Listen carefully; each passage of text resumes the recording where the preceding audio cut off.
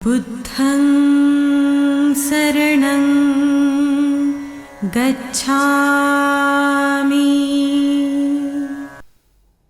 वस्तुतः भगवान बुद्ध को एक धार्मिक अनुष्ठान की दृष्टिकोण से ही देखा जाता है, किंतु भगवान बुद्ध ये दुनिया के सबसे बड़े शिक्षक हैं एवं इस दुनिया में अगर कोई महान व्यक्ति अगर जन्मा होगा वो मात्र भगवान बुद्ध ही है।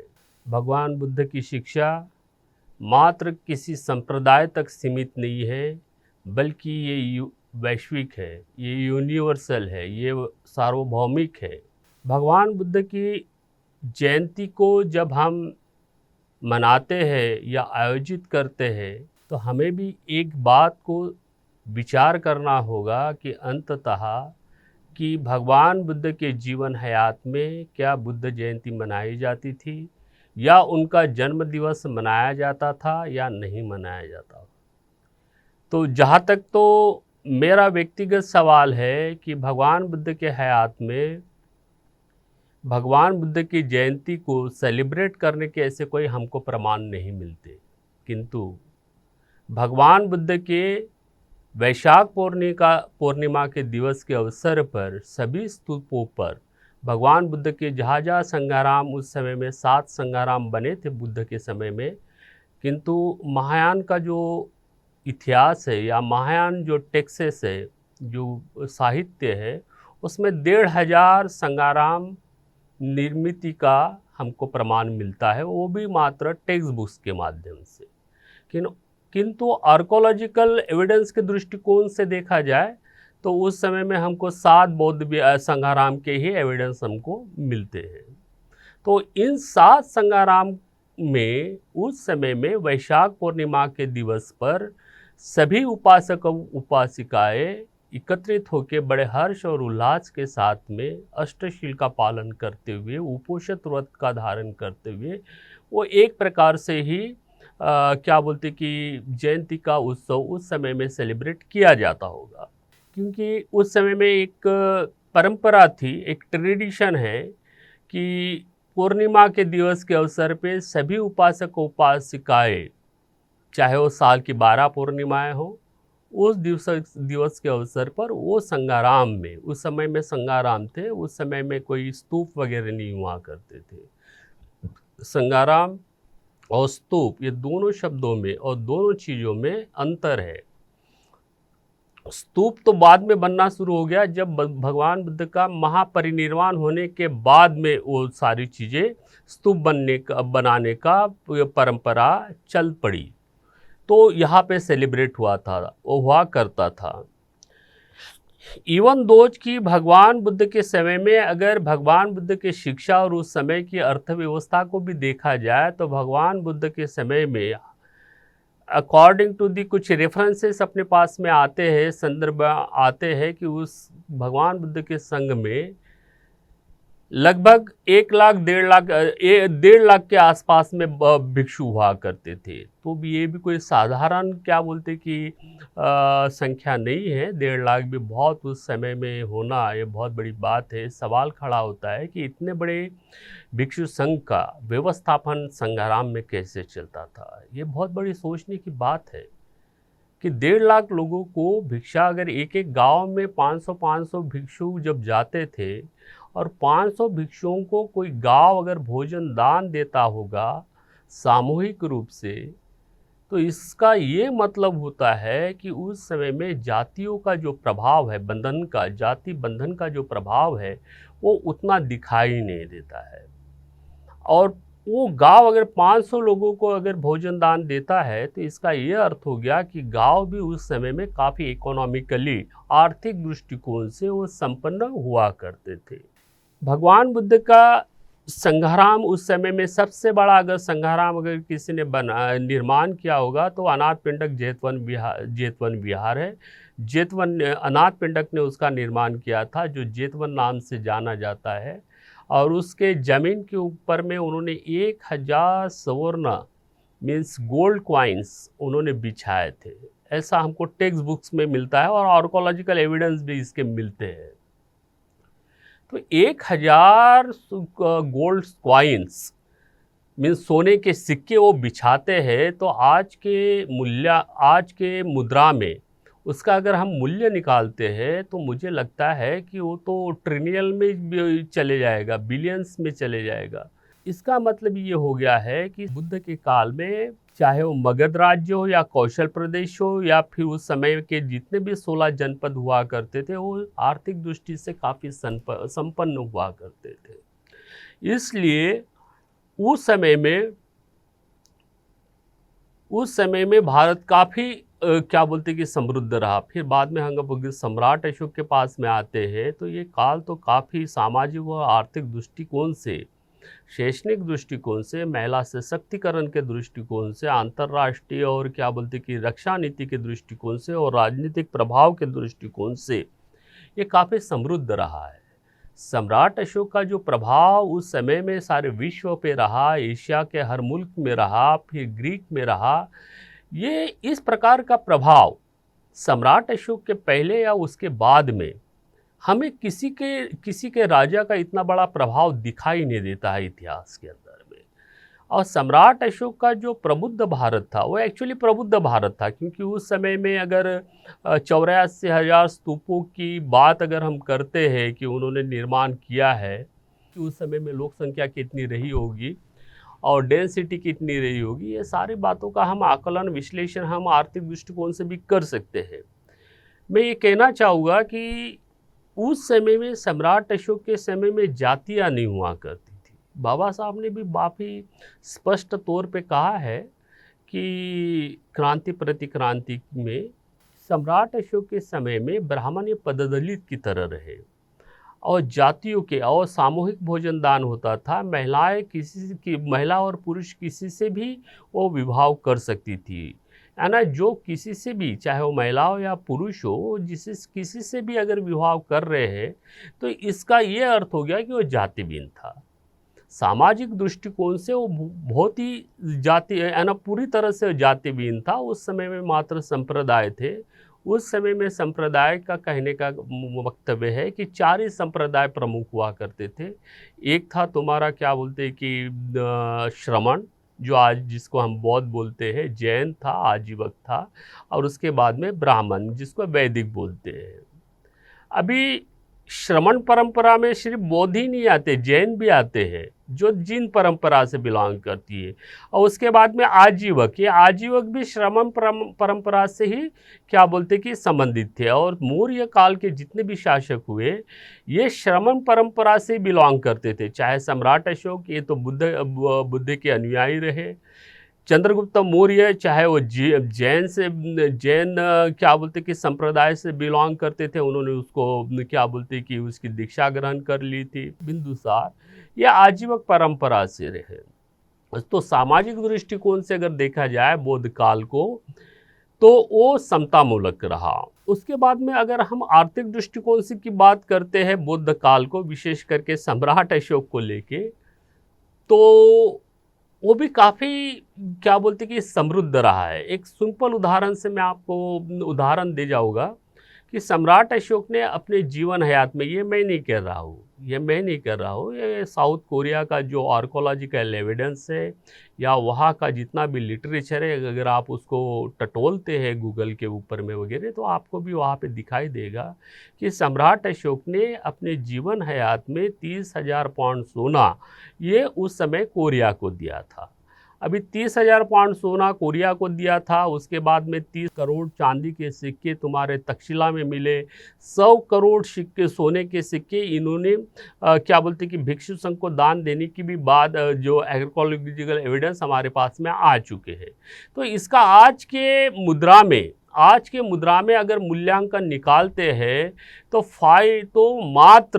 मात्र 100 करोड़ सोने के सिक्के 500 ट्रिलियन का होता है।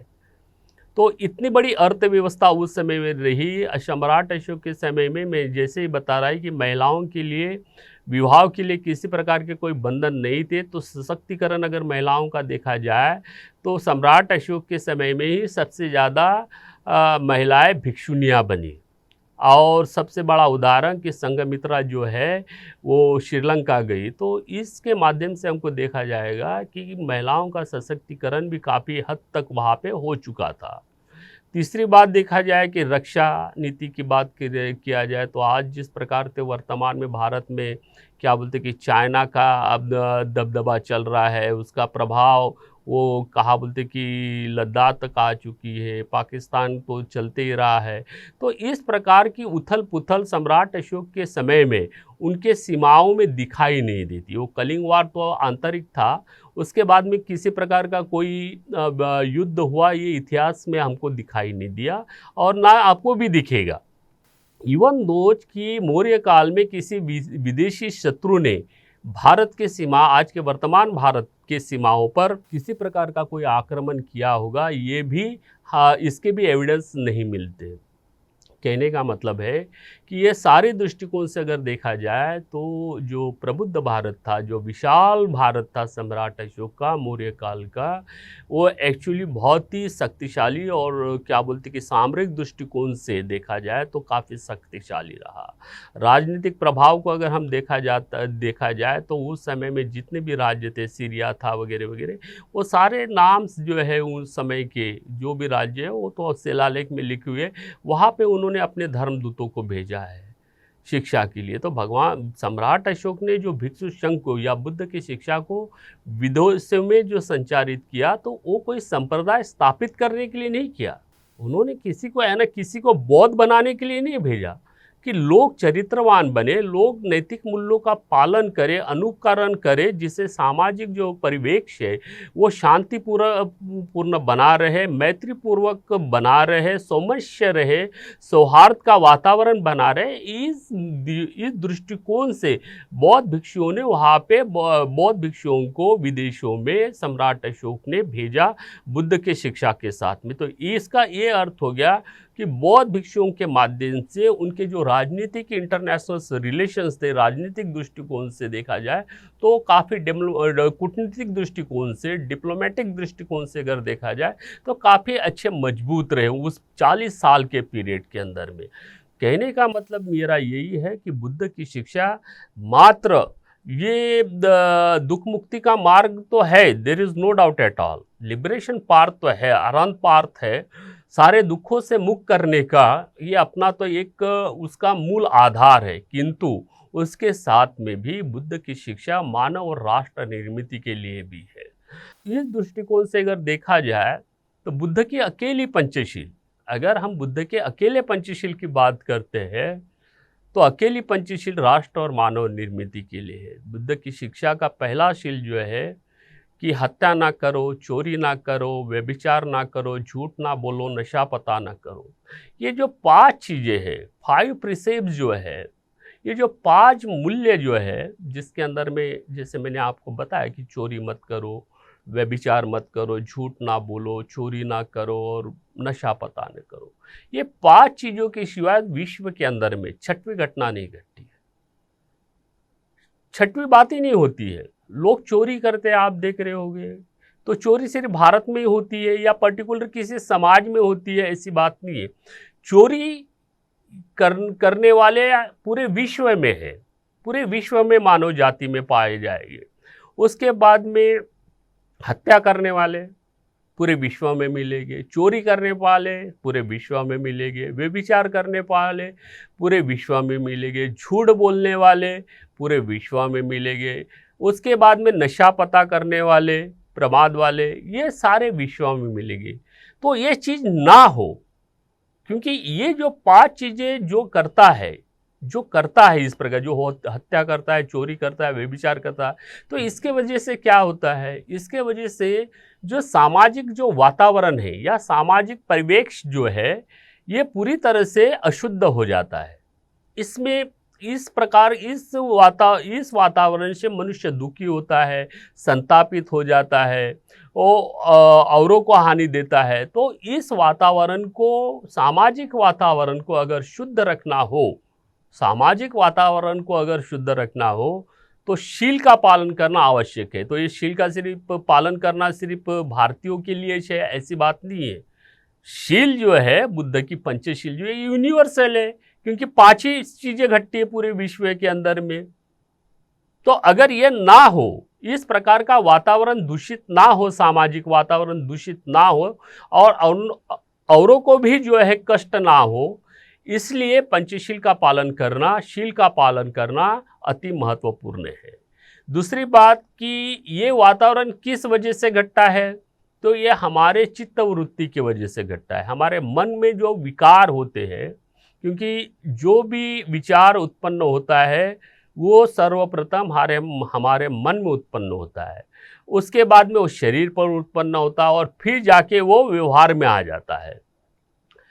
तो इस प्रकार का जो वातावरण समाज को दूषित करता है, ऐसा वातावरण निर्माण ना हो, इसलिए ध्यान, समाधि ये आवश्यक थी। तो मन को निर्मल करने के लिए, ताकि सामाजिक वातावरण जो है ये दूषित ना हो, इसलिए मन को अपने काबू में रखने के लिए, अपने क्या बोलते कि उसको निर्मल करने के लिए, सद्गुणों का विकास करने के लिए, दुर्गुणों का नाश करके सद्गुणों का विकास करने के लिए हमें ध्यान समाधि का अभ्यास करना उस समय में अनिवार्य था। फिर ये दो चीज़ों के बगैर, ये दो चीज़ों को अनुकरण किए बगैर, शील का अगर हम पालन नहीं करेंगे तो हमारा ध्यान ठीक से नहीं होगा। अगर ध्यान हम ठीक से नहीं करेंगे तो हमारे जो सद्गुण है, जिसको हम प्रज्ञा बोलेंगे, तो ये प्रज्ञा विकसित नहीं होगी। इसलिए शील और समाधि का अभ्यास करके अपने सद्गुणों को विकसित करके प्रज्ञा को विकसित करना ये बहुत आवश्यक था। और जहाँ प्रज्ञा विकसित हो जाती है तो सब मान लो कि वहाँ पे समता, स्वातंत्र, बंधुत्व और न्याय का विकास हो गया। उसमें कोई ज़्यादा खींचातानी करने की ज़रूरत नहीं है। तो मैं बुद्ध के जयंती के अवसर पे मैं सभी देशवासियों को विनम्र कि निवेदन करूँगा कि जिस प्रकार आज पूर्व एशिया में या फिर बाद में दक्षिण पूर्व एशिया के अंदर में जो बड़े बड़े संग्राम और विहार हम देखते हैं और हजारों लाखों की संख्या में उपासक और भिक्षु संघ बड़े शिस्त के साथ में, बड़े सील के साथ में जो इकट्ठे होते हैं, वो सेलिब्रेट करते हैं, वो पिक्चर और वो दृश्य तो भारत में नहीं है, क्योंकि भारत के अंदर में बौद्धों की संख्या बहुत कम है। आज जिस प्रकार से दक्षिण पूर्व एशिया में हम भव्य बौद्ध विहारों को देखते हैं, पूर्व एशिया में हम भव्य विहारों को देखते हैं, वो एक ज़माना था कि उस प्रकार का माहौल, उस प्रकार का सामाजिक वातावरण एक ज़माने में भारत में था। लेकिन वो 7वें सदी के बाद में बोलो या 4थे सदी के बाद में बोलो या सम्राट अशोक के बाद में बोलो, तो ये वातावरण, ये सामाजिक बौद्ध वातावरण जो है, शील सदाचार का वातावरण में गिरावट आने लगी। उसके बहुत सारे कारण हैं। तो जो भी हमारी संख्या है भारत के अंदर में, जितने भी बौद्ध है और जो नॉन बुद्धिस्ट है, उनको भी शील पालन करने में कोई प्रॉब्लम नहीं होना चाहिए, क्योंकि सभी संप्रदाय के अंदर में शील का पालन जो है करना, शील तो बताया है कि भैया सदाचार का जीवन जीने के लिए सभी ने कहा है। तो बुद्ध जयंती के अवसर पर हम पंचशील का पालन करके, अष्टशील का पालन करके, उपोषित व्रत का पालन करते हुए इस बुद्ध जयंती को बड़े हर्ष उल्लास के साथ में मनाए गए। इतना कहते हुए मैं फिर एक बार देशवासियों को बुद्ध जयंती की मंगल कामना देते हुए मैं अपने 2 शब्द या अपना व्याख्यान यही समाप्त करता हूँ। नमो बुद्धाय। जय भीम, जय भारत। बुद्धं शरणं गच्छामि।